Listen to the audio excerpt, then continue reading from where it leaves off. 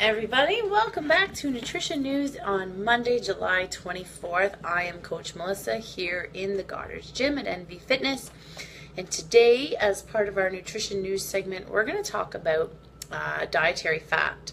So what is dietary fat? The good, the bad, and the ugly of it. We're going to talk a little bit about that, why you need it. Before we do, I'm just going to get into what's happening this week here at the gym. So today's the 24th of July, which makes tomorrow the 25th of July. So for our members, that means tomorrow is Christmas in July. So Christmas in July, tomorrow, all day, all sessions. There are 9 different sessions to choose from. So we're going to have a holiday theme to tomorrow's workout. Holiday music. You can come dressed in your holiday workout wear if you have some or if you want to make some. We've been talking about this for a few days now, so that is tomorrow here in the Goddard's Gym. Christmas in July on July 25th. That's happening this week. Our positive affirmation or our affirmation of the week is, I can make healthy choices. And a healthy choice can be a lot of different things to a lot of different people. And I've been asking so far in our sessions today, are you interested in making healthy choices this week? What healthy choices might you be making? A lot of people are talking about drinking more water, especially on a Monday after the weekend. That's a pretty common topic of conversation. A lot of people are talking about drinking more water and less alcohol throughout the week. People are talking about eating more. Actually, this morning I had a member talking about eating more beans and lentils and different complex carbs that are also sources of protein. So that's the healthy choice that she's making this week. Perhaps it has to do with your physical activities. So I had one member commit to how many days a week she was going to be here this week. So there's a lot of different things. Sometimes it's just bringing awareness to that and saying it out loud. I'm going to make healthy choices or a healthy choice this week, and this is what it is for this week. So with our members this week, that's what we're talking about. Could be sleep related, and for one member actually this morning it was sleep related, could be stress related. What healthy choices are you making this week, and how can we help? So that's what's happening in our gym right off the bat, the beginning of this week. Tomorrow's Christmas in July, and we're talking about healthy choices that we can choose to make. As far as nutrition news goes, last week actually, we talked about fish oil, and you can scroll back on this page to try to find it from last Monday, but we also have our nutrition news segments up on YouTube now as well. So you can go into YouTube, onto our YouTube channel, and find them there too.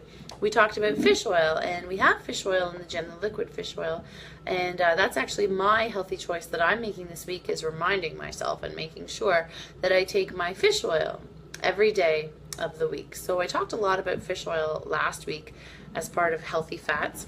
There's a lot more to healthy fats than just fish oil.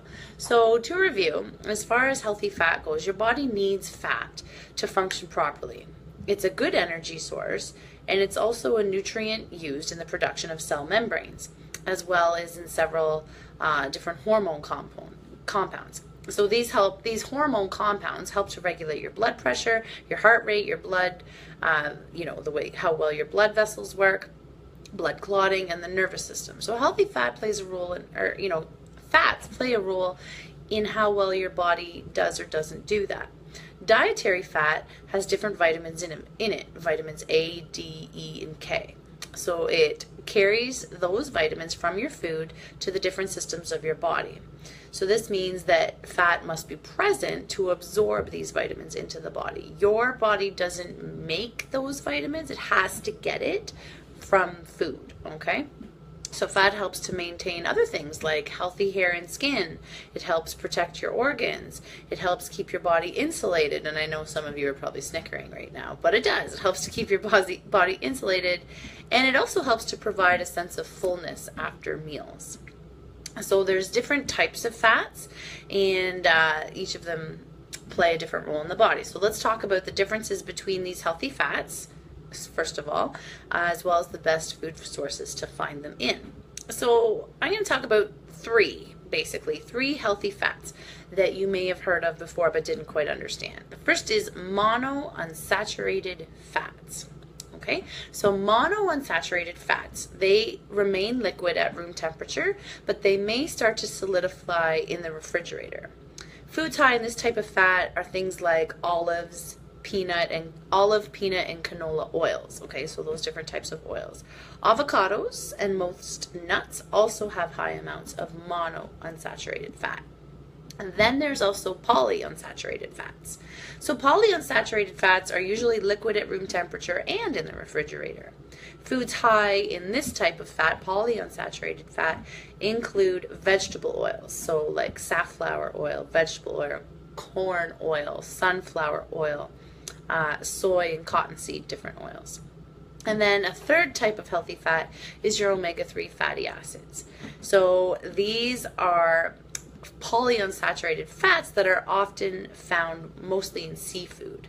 So good sources of omega-3 fatty acids include fatty cold water fish like salmon, mackerel, and herring, and then other things like flaxseed, flax oil, walnuts. They also contain omega-3 fatty acids. Small amounts of these are also found in soybean and canola oils as well. So those are healthy fats. Those are good fats to make sure you're getting enough of, or probably even more of, on a regular day-to-day basis. Then there's also other types of fats that have some unhealthy aspects to them. We're going to talk about those too. And we're going to start with saturated fats. Okay, so saturated fats are less healthy. They can increase your risk if you have too many of them or too much in your diet. It can increase your risk of heart disease by raising your total LDL, or your bad cholesterol levels in the body. Cholesterol, dietary cholesterol, isn't really a fat, but it's found in food from animals most of the time, LDL. Consuming dietary cholesterol increases your whole overall blood cholesterol levels, but not as much as saturated and trans fats, which we'll also talk about, do, and not to the same degree in all people. So it's really good to get these levels tested specifically by your healthcare provider to see what you're eating, how that's affecting your cholesterol level. And I know several of our members in here have done that before and learned a lot from that experience. So saturated fats are usually solid or waxy at room temperature. Saturated fat is most often found in animal products such as red meat or poultry, things like butter, dairy products. Other foods high in saturated fat include coconut oil, palm oil, and other tropical oils. Coconut oil is pretty popular and it has a lot of benefits to it. When you're comparing it to other fats, however, it is 90% saturated fat. So if you're trying to follow an anti-inflammatory or like a low LDL cholesterol type diet, then yes, you do need to limit or maybe even avoid coconut oil. It does have a lot of health benefits, yes, but it's also high in saturated fat. So, you know, it kind of depends on what your goal is here. With saturated fats comes cholesterol. We only find cholesterol in animal-derived food sources, and that leaves plaque in your arteries, making your heart work harder. So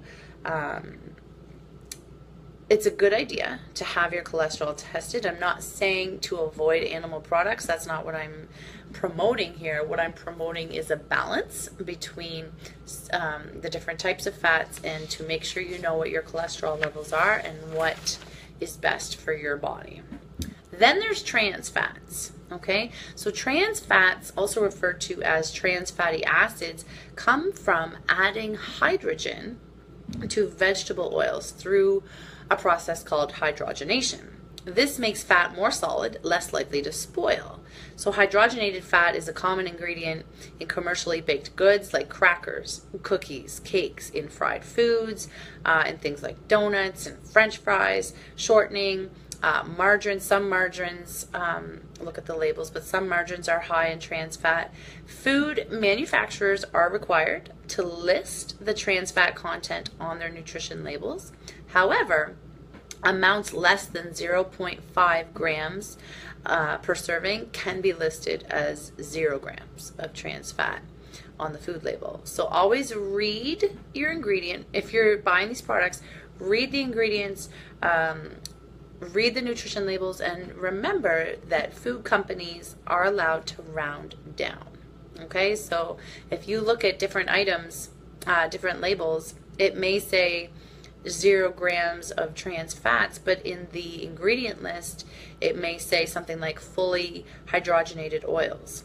So that means that there are some trans fats in there, but because of the whole food company process of being allowed to round down, they're allowed to kind of, fudge what they're telling you a little bit.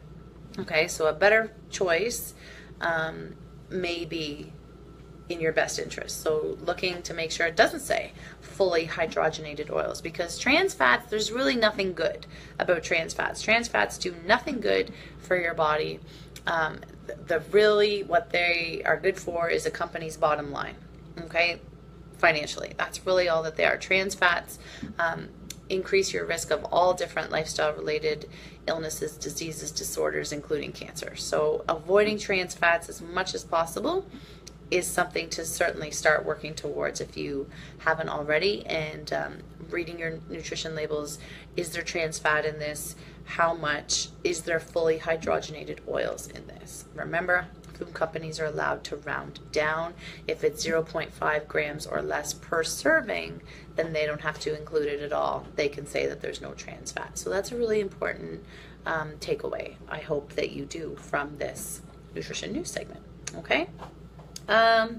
So as far as how much fat do you need in your diet, usually anywhere between 20 to 35% of your total intake should be made up of fat and healthy fats. When you're aiming for fat loss, like when you're trying to lose weight or lose body fat, then an ideal range is more between 20 and 30%, because your body still does need fat. And I know that there was a time in marketing and in mainstream media where, no fat, low fat, fat free was really highly marketed and promoted. And you have to remember, if something is marketed as fat free, they've still put something in it to make it taste good, and often that's chemical. And so you want to check again your label and your ingredient list to see exactly what's in that product, and do you recognize what's in that product, like the ingredients, and are you comfortable putting that into your body? Just because it says fat free doesn't mean it's good for you, and often it means the opposite, in fact, because things like dairy products, things like yogurt, for example, can have 2% fat in it, and that's okay. That's a natural product. If it says fat free, they've taken it out, but to make it still taste okay, they've put something back in usually. So check that, just make sure you understand that. Fat, no more than 7% of what you're eating should come from saturated fat. So let's say you take in 2,000 calories a day.